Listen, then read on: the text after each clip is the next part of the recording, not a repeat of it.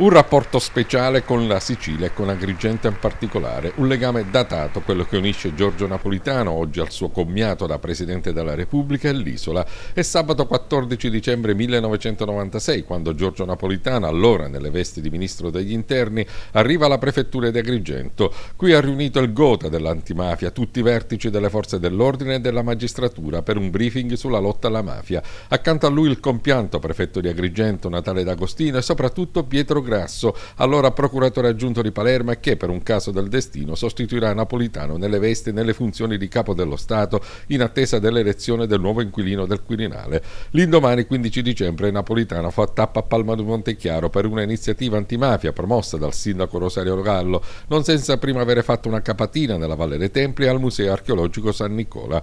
Da capo dello Stato Napolitano fa tappa ad Agrigento per un'altra 2 giorni, il 23 e 24 maggio del 2009, e sempre nel fine settimana. Sabato sera 23 maggio, di ritorno da Palermo, dove in mattinata partecipa alle manifestazioni in omaggio alle vittime della strage di Capaci, Napolitano prende alloggio all'Hotel della Valle assieme alla moglie Donna Clio. L'indomani, domenica 24 maggio, Napolitano si reca a Racalmuto per l'appuntamento al quale più tiene, l'omaggio all'amico Leonardo Sciascia nel ventennale della sua morte. Un omaggio sentito e commosso all'amico intellettuale, prima alla tomba con la deposizione di un cuscino di fiori e poi alla fondazione. Un intervento di pochi minuti per ricordare il rapporto personale con Leonardo Sciascia che, dice, ho grandemente amato come scrittore europeo, sembra ascoltato con attenzione e profondo rispetto come grande coscienza e voce civile del paese. Un'amicizia, quella tra Napolitano e Sciascia, nata al tempo dell'adesione dello scrittore al Partito Comunista e soprattutto all'area migliorista, di cui lo stesso Napolitano e Macaluso sono i maggiori esponenti. Diversi viaggi di Napolitano in Sicilia, ricordiamo quello del 2007 in occasione delle celebrazioni per il 60° anniversario dello Statuto e del 2010.